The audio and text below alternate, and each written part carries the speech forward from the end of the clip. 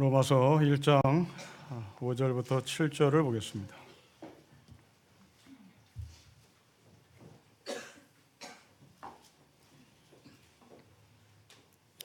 일장 5절부터 7절의 말씀을 우리 한 절씩 기도합시다. 그로 말미암아 우리가 은혜와 사도의 직분을 받아 그의 이름을 위하여 모든 이방인 중에서 믿어 순종하게 하나니 같이 읽겠습니다. 로마에서 하나님의 사랑하심을 받고 성도로 부르심을 받은 모든 자에게 하나님 우리 아버지와 주 예수 그리스도로부터 은혜와 평강이 있기를 원하노라. 아멘. 성경에서 반복되는 단어는 메시지가 있다는 것을 우리에게 암시하는 것이고, 때문에 그 반복되는 단어를 깊이 한 번 더 쳐다봐야 합니다. 여러분 1절부터 7절까지의 말씀을 관찰해 보면 부르심이라는 단어가 계속 반복이 되는데요. 1절 그리고 6절 또한 7절입니다. 물론 5절도 부르심이라고 읽어도 전혀 문제가 되지 않습니다.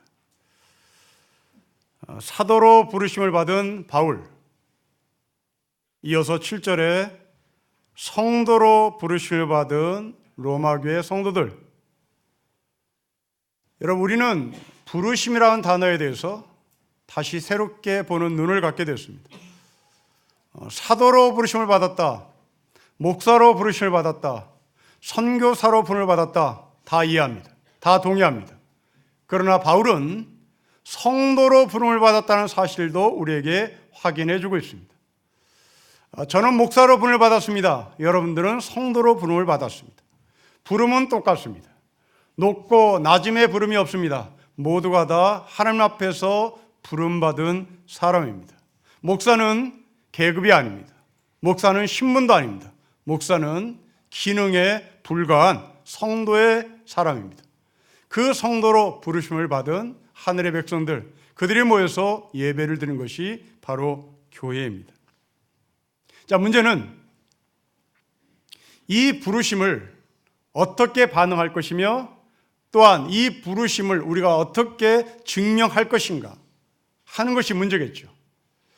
이 로마서를 썼던 바울의 부르심을 우리가 생각해 봅시다. 여러분, 바울은 다메섹에서 예수님을 만났고 거기에서 부르심을 받은 사람입니다. 우리는 여기에 어떤 누구도 동의합니다.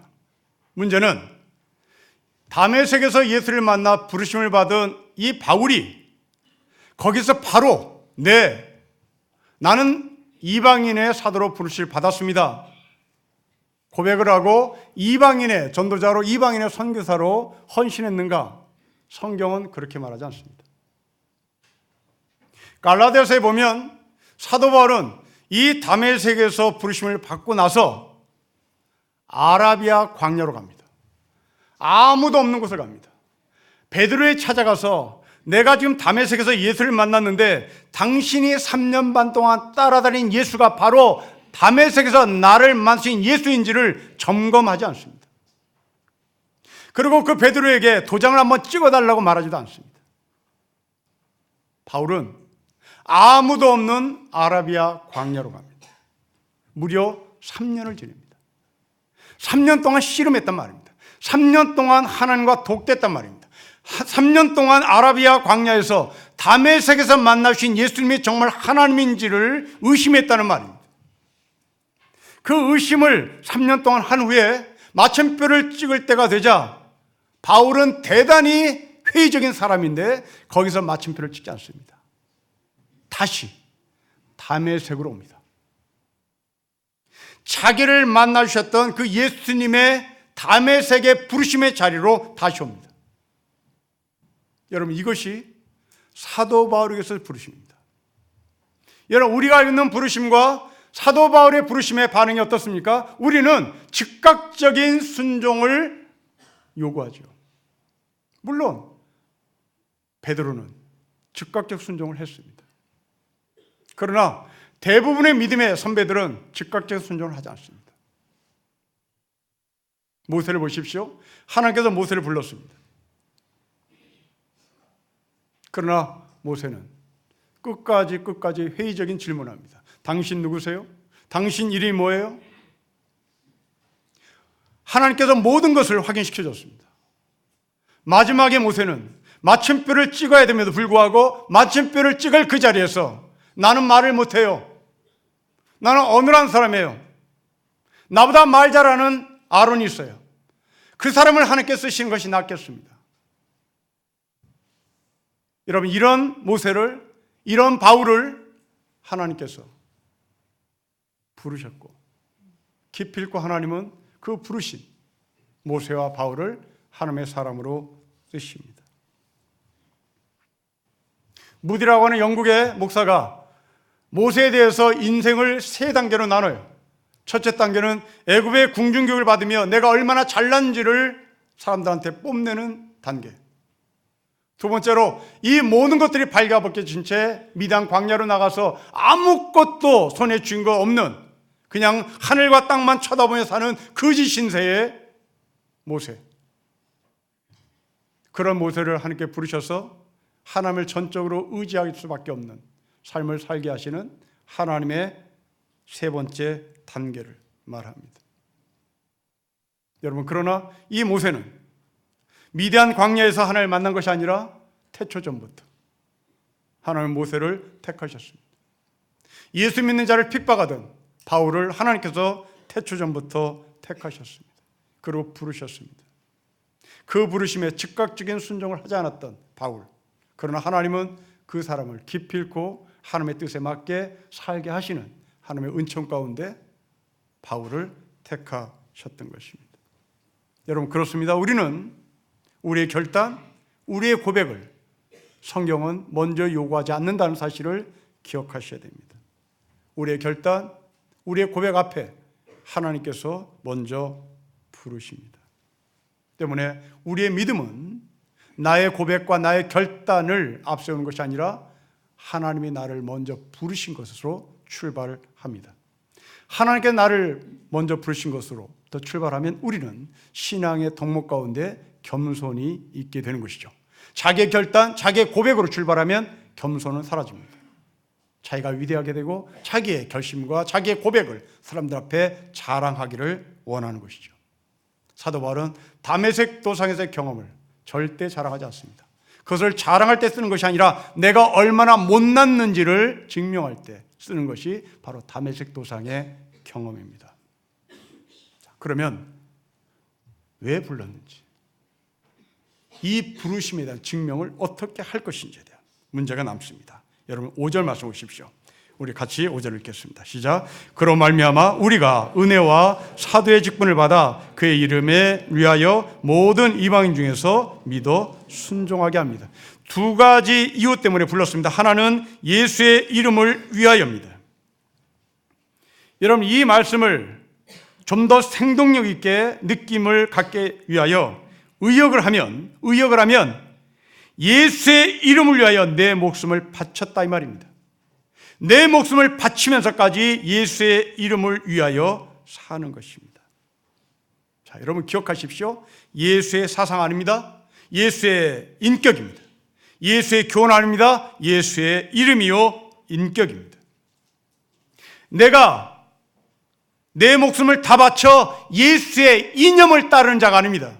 내가 내 목숨을 다 바쳐 예수의 사상을 따르는 자가 아닙니다.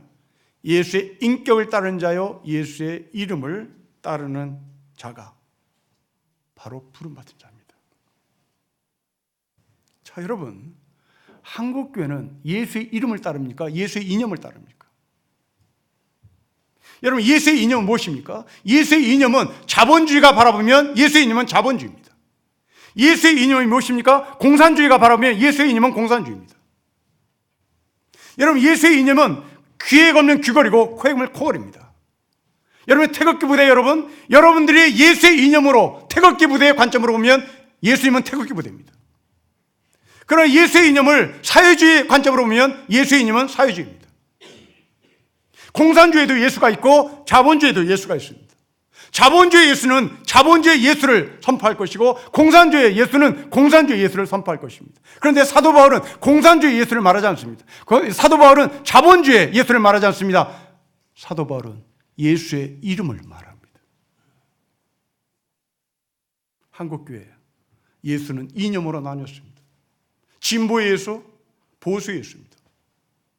예수님께 가서 물어보십시오. 당신이 진보의 예수냐고, 당신이 보수의 예수냐고, 당신이 태극기 부대의 예수냐고, 당신이 검찰청 앞에 예수냐고 물어보십시오.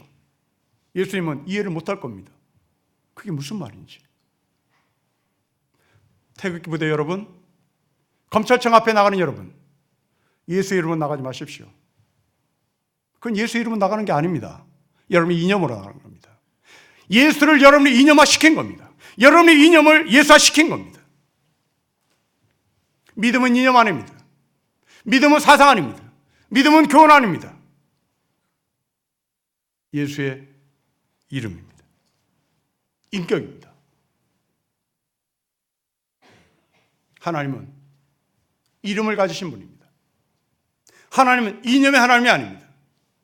모세가 하나님께 물었습니다. 당신 누구냐고. 여기에 하나님 답하십니다. 나는 이름을 가진 존재다. 나는 나다라고 말합니다. 여러분, 성경은 온통 이름이 기록된 책으로 보여집니다.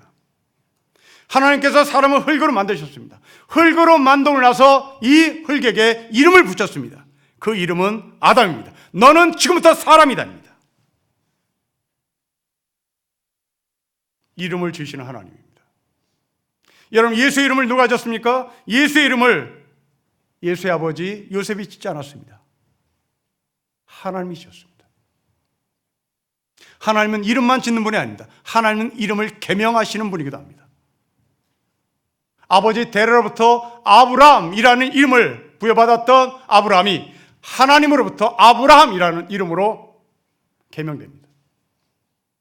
야곱이라는 이름을 가졌던 사람이 하나님께서 이스라엘 이름으로 이름을 계명합니다. 시몬이라는 이름을 예수님은 베드로라는 이름으로 계명을 시킵니다. 여러분, 이름이란 단어가 갖고 있는 의미가 무엇입니까? 여러분 자녀들이 이름을 지었습니다. 그 이름을 지어진 의미가 무엇입니까? 두 가지입니다. 그 이름에 걸맞는 책임을 아버지 내가 지겠다. 그러니 너는 이 책임에 걸맞는 삶을 살거라 라는 소망입니다. 여러분의 이름에는 책임과 소망이 동시에 들어가 있습니다.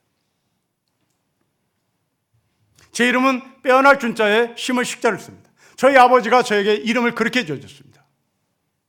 좋은 밭에 좋은 씨를 심겠다는 겁니다. 누가요? 아버지가요.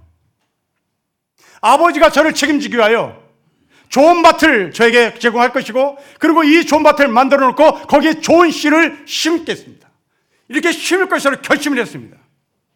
거기는 아버지의 교양, 아버지의 지식, 아버지의 윤리, 아버지의 양식, 더 나아가 아버지께서 들고 계신 예수의 복음을 제 가운데 심기로 작정을 하신 것이죠. 그래서 주일학교 때부터, 그리고 어머니 뱃속부터, 또한 집에서 예배를 드릴 때부터 아버지는 저에게 계속 예수 믿는 것이 무엇인지를 심었을 것이고, 그리고 저에게 목사가 무엇인지 가르쳤습니다.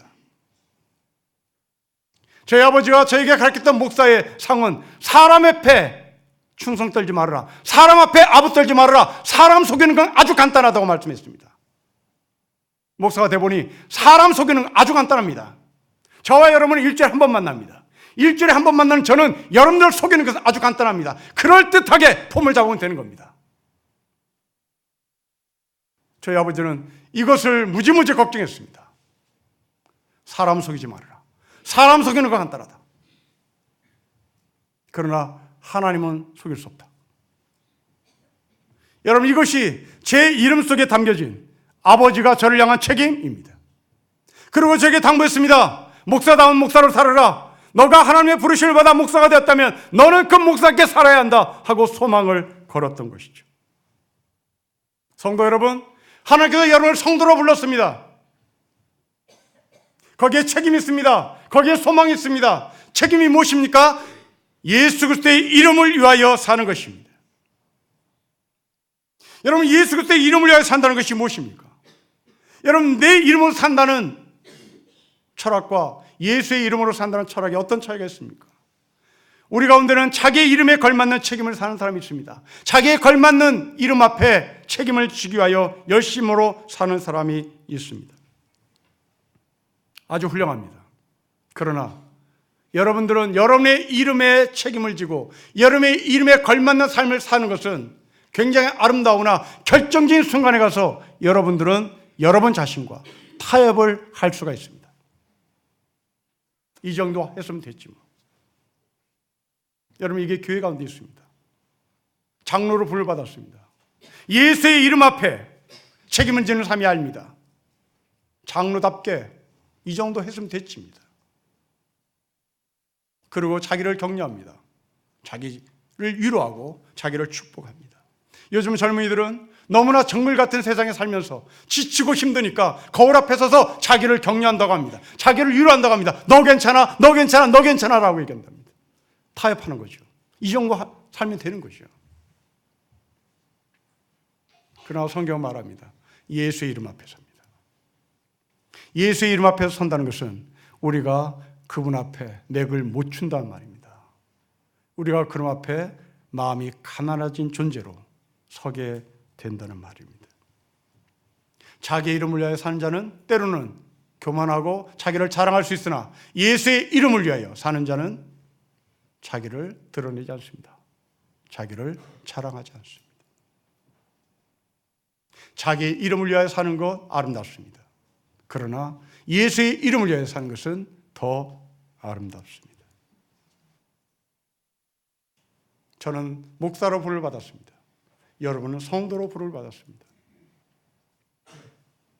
누가 더 고급한 삶이냐? 없습니다. 둘 다 예수의 이름을 위하여 사는 겁니다. 목사만 예수의 이름을 위하여 사는 거 아닙니다. 성도로 부름받은 여러분도 예수의 이름을 위하여 사는 것입니다. 그 예수의 이름을 위하여 산다는 말 속에는 두 가지 의미가 있음을 다시 한번 강조합니다. 책임입니다. 그리고 그 예수의 이름을 향한 여러분의 삶을 소망 가운데 열어두는 것입니다. 두 번째입니다. 하나님께서 성도로 사도로 부르신 이유입니다. 여러분 5절을 다시 보십시오. 우리 같이 읽겠습니다. 시작. 그로 말미암아 우리가 은혜와 사도의 직분을 받아 그의 이름을 위하여 모든 이방인 중에서 믿어 순종하게 합니다. 모든 이방인 중에서 순종하게 하는 것이 부름의 목적입니다. 여러분이 부름에 대한 증명을 믿어 순종하는 것으로 드러내야 하는 겁니다. 자, 여러분, 이 말은 당시 로마교회 교인들에게 대단히 충격으로 받아들여졌을 것입니다. 그리고 여러분도 이 5절을 읽으면서 충격으로 받아들여져야 합니다. 만일 여러분들이 이 5절 읽었는데 아무 느낌이 없다면 여러분들은 성경을 건성건성 읽든지 아니면 예수를 믿는 그 믿음이 잘못 형성됐는지 둘 중에 하나일 것입니다. 여러분들은 이 5절을 보며 뒤통수를 맞는 충격을 경험해야 합니다. 그 이유는 믿어 순종이라는 말입니다. 우리는 지금까지 그냥 믿으라는 말만 들었습니다. 믿으면 돼. 흔히 쓰는 한국교회 전도의 방법입니다. 믿어. 입으로 시인해. 하나님이 구원하셔 라고 얘기합니다. 사도 바울은 그런 말 하지 않습니다. 믿음과 순종을 링크시켜버립니다. 여러분, 이 이야기는 로마서 저 결론에 가서 얘기하지 않습니다. 로마서 서두에서 얘기합니다. 여러분, 믿음이 결과로 순종이 나타나야 된다고 바울은 얘기하지 않습니다. 너 믿음 있느냐? 키워라, 키워라, 키워라. 그리고 순종까지 나타날 때 키워라 말하지 않습니다. 믿음은 곧 순종입니다. 여러분, 우리의 상식은 믿음이 커야 순종입니다. 우리가 1대1을 공부하며 배우는 1대1 공부 교재를 보십시오. 순종과 사역은 맨 뒤에 있습니다. 여러분, 시간의 개념으로 본다면 믿음이 있어야, 그 믿음이 자라야 나중에 순종이 된다라는 이야기입니다. 그러나 바울은 그렇게 말하지 않습니다. 여러분, 왜 바울은 믿음과 순종이라는 단어를 링크시킬까요? 여러분, 믿음은 내 의지의 영역입니다. 순종은 행위의 영역입니다. 내 마음의 결심과 행위의 영역을 같이 놓는 것이 복음이란 말입니다. 여러분, 이 이야기가 왜 충격적이냐면 당시의 로마 교회는 헬라 문화에 익숙해 있던 교회입니다. 여러분, 헬라 문화는, 헬라 철학은 믿음과 행위를 분리시키는 철학입니다. 믿음, 그것이 자라야 행위가 나타날 것이라고 말하는 것이 바로 헬라 철학이 갖고 있는 이원론적 사고였습니다. 여러분, 이 이원적 사고로 성경을 보는 사람들이 늘 문제 제기를 하는 책 하나가 야고보서입니다. 그리고 질문합니다. 바울은 믿음으로 구원을 받는다고 얘기했는데 왜 야고보는 행위로 구원을 받느냐고 질문합니다. 그래서 어떤 신학자는 믿음으로 구원을 받는 바울과 행위로 구원을 받는 야고보를 서로 비교하며 논문을 쓴 사람이 있습니다. 이 사람은 예수를 만나지 못한 사람입니다. 이 사람은 복음이 뭔지를 모르는 사람이에요. 그것은 헬라의 문화입니다. 성경은 믿음과 순종을 항상 같이 봅니다. 내 마음속에 있는 내면적인 영역과 삶으로 연결시키는 것을 서로 일치하며 같이 봐야 되는 겁니다. 여러분, 믿음은 뭘로 나타나야 됩니까? 믿음은 순종으로 나타나는 겁니다. 훗날 순종이 아닙니다. 당신이 복음을 받았기 때문에 지금 당장 그 믿음이 순종으로 드러나야 되는 겁니다. 예수님 이름 앞에서 순종한다는 것은 내가 인격적인 삶을 보인다는 말입니다. 여러분, 여러분이 육신의 아버지께 순종합니다. 여러분이 인격입니다. 육신의 어머니께 순종합니다. 인격입니다. 그 아버지께 어머니께 반항합니다. 여러분의 인격이 안 돼 있는 겁니다. 예수님 이름 앞에서 인격적인 반응을 하는 것이 바로 믿음을 가진 사람의 삶입니다. 여러분 기억합시다. 믿음, 순종 분리하지 맙시다. 믿어라 믿어라 그만합시다. 그것은 식상한 질문입니다. 그건 성경에도 없습니다. 우리가 만들었을 뿐이죠. 왜? 편의상. 헬라 철학이 너무너무 편하니까. 믿음만 가지면 되니까. 아닙니다. 믿음은 믿음을 가짐과 동시에 순종이 따라야 되는 겁니다. 믿음은 믿음을 가짐과 동시에 여러분들이 하나님 앞에 인격적인 책임을 져야 되는 겁니다. 이것을 정확히 보여준 예수님의 비유 하나가 있습니다. 포도원을 가서 일을 하라고 두 아들에게 명령하신 아버지의 비유입니다. 포도원을 소유한 아버지가 두 아들에게 포도원에 가서 일을 하라고 지시합니다.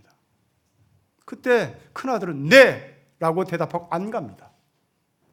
둘째 아들은 싫어요! 그러고 갑니다.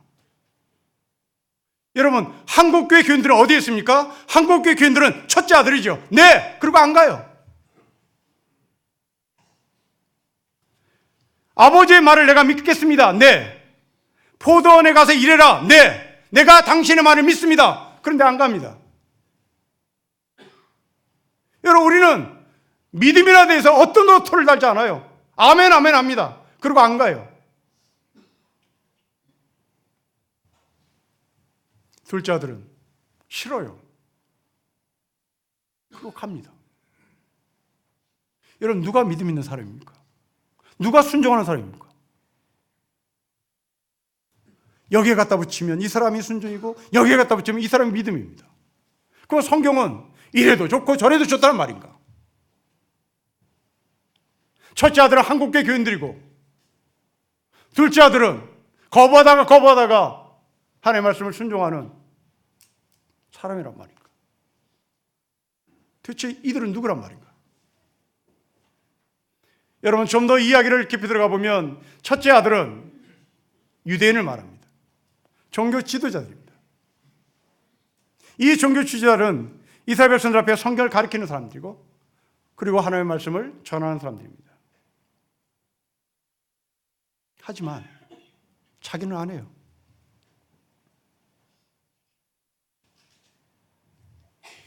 제 대학 동기 중에 대학에서 신학을 가르치는 교수 한 사람이 있습니다. 아주 오래전 얘기인데요. 제가 그 친구와 차를 마시고 저녁을 먹고 나서 나 이제 가야 돼. 내일 새벽 기도해야 돼. 가야 되겠어. 근데 이 친구가 한 말입니다. 기도는 성도들이 하는 거지. 그럼 너는 성도들 기도하게 만들면 되지. 이게 우리나라 목사를 키우는 신학교 교수의 수준입니다. 여러분, 이런 일이 그 사람에게만 있는 독특한 이야기 아니에요. 여러분이잖아요. 기도합시다. 그러고 안 하잖아요. 성경 읽읍시다. 안 하잖아요. 여러분, 그 친구는 독특한 친구가 아니라 그냥 우리의 삶이에요.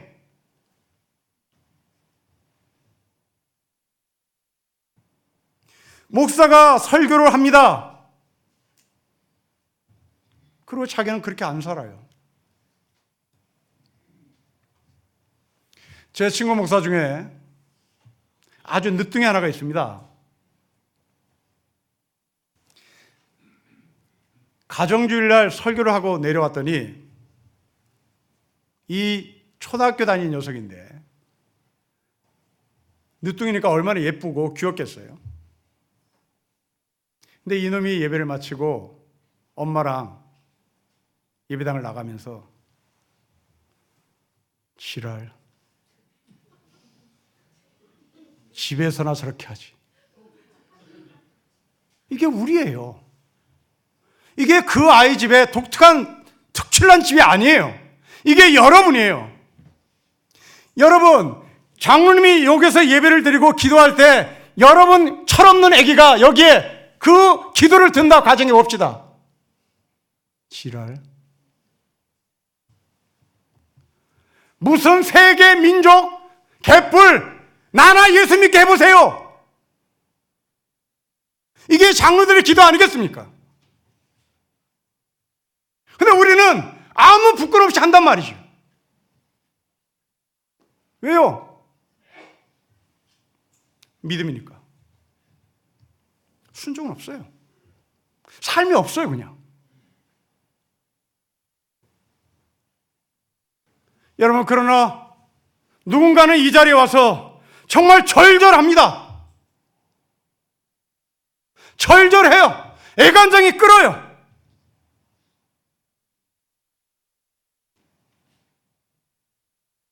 사도 바울은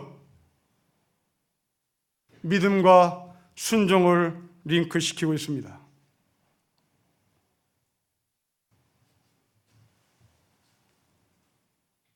당시의 유대인들, 당시의 종교 지도자들, 그들은 믿음과 순종을 분리시켜 성도들이 하면 됐지. 왜? 여러분, 한국교회 목사들이 왜 그렇게 나쁜 짓 많이 합니까? 하나님이 없으니까요. 그리고 성도들에게 하나님이 있다고 얘기하는 거예요. 성도들은 알아차려요. 저렇게 거짓말하고 저렇게 나쁜 짓 하고 저렇게 돈을 횡령하는 목사가 하나님이 있다고 말하는 것은 거짓말이다. 저 사람은 하나님이 없다고 알기 때문에, 하나님이 없다고 인정하기 때문에 저렇게 나쁜 짓을 많이 하는 거죠. 그러면 우리도 대충 하자. 성도 여러분, 하나님 있습니까? 하나님이 계시는데 어떻게 술집을 갑니까? 하나님이 계시는데 어떻게 여자를 사러 갑니까? 하나님이 계시는데 어떻게 돈을 횡령합니까?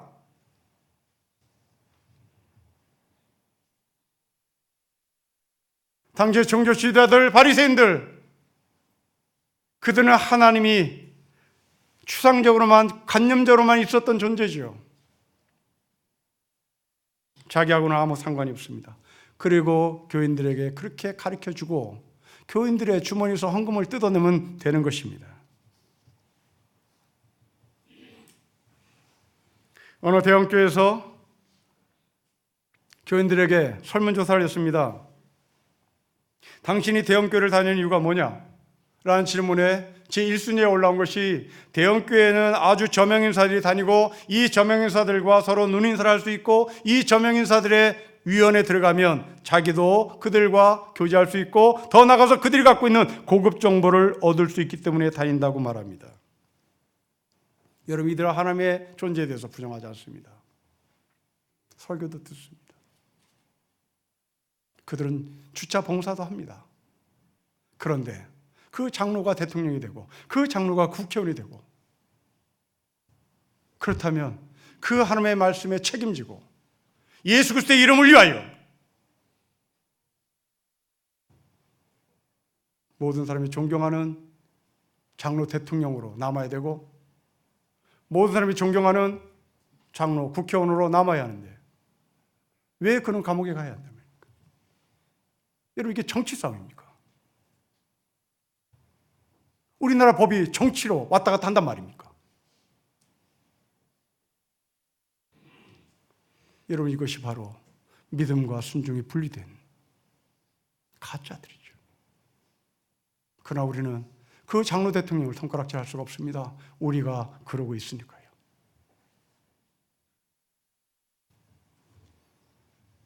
하지만 둘째 아들을 보십시오. 이 둘째 아들은 가지 않겠다고 말했습니다. 그러나 갔습니다. 여러분, 이 사람은 누구였을까요? 이 사람은 이방인을 말합니다.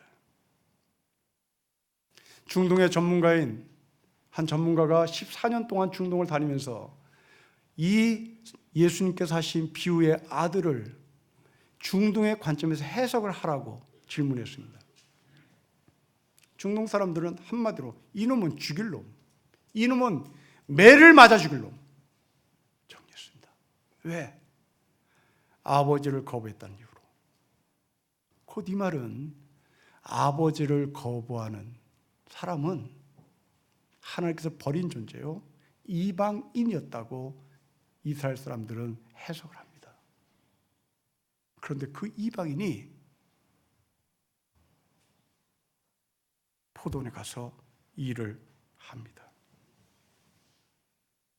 여러분, 이 사람은 거부하고 나서 포도원에 가는 동안, 일하러 가는 동안 며칠 걸렸는지 몇 날이 걸렸는지 몇 년이 걸렸는지 모르겠으나 바로 이 틀이 다메섹 도상에서 예수를 만난 바울이 아라비아 광야에 갔던 것과 똑같습니다. 즉각 믿지 않아요. 아라비아 광야에서 3년 동안 이것이 뭔지 고민했던 바울처럼 아버지의 말에 거부를 했던 이 아들이 고민하다가 아니구나, 가야 되겠구나, 갔던 모습. 바로 이것이 믿음과 순종을 링크시킨 참된 성도의 삶입니다. 성경이 이것을 가리켜 회개한 자라고 말하죠. 여러분, 회개는 반성이 아닙니다. 회개는 뒤집히는 겁니다. 여러분, 바퀴벌레를 보십시오. 바퀴벌레는 한 번 뒤집히면 자기 자력으로 일어나지 못합니다. 장갑차를 보십시오. 탱크가 넘어지면 자기 자력으로 일어나지 못합니다. 뒤집어진 바퀴벌레가 원위치로 오려면 누구의 도움을 받아야 합니다. 누구의 도움을 받지 않으면 바퀴벌레는 그렇게 뒤집어진 채 죽습니다. 탱크도 마찬가지입니다. 뒤집어지면 전쟁 끝나는 겁니다. 이건 패배예요. 누군가의 도움을 받아야만 살 수 있습니다. 이런 회개는 이런 의미로 우리에게 전달을 해요. 여러분들이 예수 그리스도를 만났다는 것은 뒤집히는 겁니다. 뒤집혀서 내가 아무리 발광을 해도 내가 내 스스로 몸을 뒤집을 수 없어. 그냥 말라 죽는 거예요. 여러분, 키에르케오라는 사람이 복음을 설명하는데 이런 설명을 합니다. 어느 백화점에 도둑이 들어갔어요. 그 도둑이 백화점이 문을 여는 시간까지 계속 가격을 뒤바꿔 놓습니다. 1,000원짜리를 100만 원짜리로, 1,000만 원짜리를 1원짜리로 계속 바꿔놔요. 그리고 급기야 백화점 문이 열었습니다. 사람들이 1원짜리를 1,000만 원짜리 1,000만 원 주고 사고 1,000만 원짜리를 10원 주고 사는 겁니다. 복음이 이런 것이다라고 설명해요. 이런 무슨 말입니까? 하나님께서 우리를 흙으로 만드셨습니다. 이 흙이라는 것은 1원짜리라고 정리합시다. 이 흙이란 인간을 하나님께서 사람이라고, 아담이라고 붙였습니다. 이건 모든 사람이 붙였습니다. 이제 1원짜리가 한 100원짜리가 된 것입니다. 이 100원짜리가 된 아담이란 우리를 예수 그리스도께서 십자가에 죽으심으로 말미암아 이 아담을 뛰어넘어 하나님의 자녀라는 몇 천만 원짜리, 몇 억짜리로 바꿔놨습니다. 누가요? 1원짜리밖에 되지 못했던 흙 같은 존재가, 아니 100원짜리밖에 되지 못했던 아담이란 존재가 예수 그리스도의 십자가의 은총으로 말미암아 억만장자의 신분의 자리로 바뀐 것입니다. 여러분, 여기에 우리는 한 게 아무것도 없어요. 우리는 뒤집혀진 바퀴벌레 같은 존재였어요. 뒤집혀진 장갑차 같은 존재였어요. 누가 우리를 제대로 세워놓지 않으면 우리는 죽은 겁니다. 여러분, 그래서 성경은 모두가 다 우리는 예수를 만나기 전에 죽은 존재라는 얘기를 계속 반복하는 겁니다.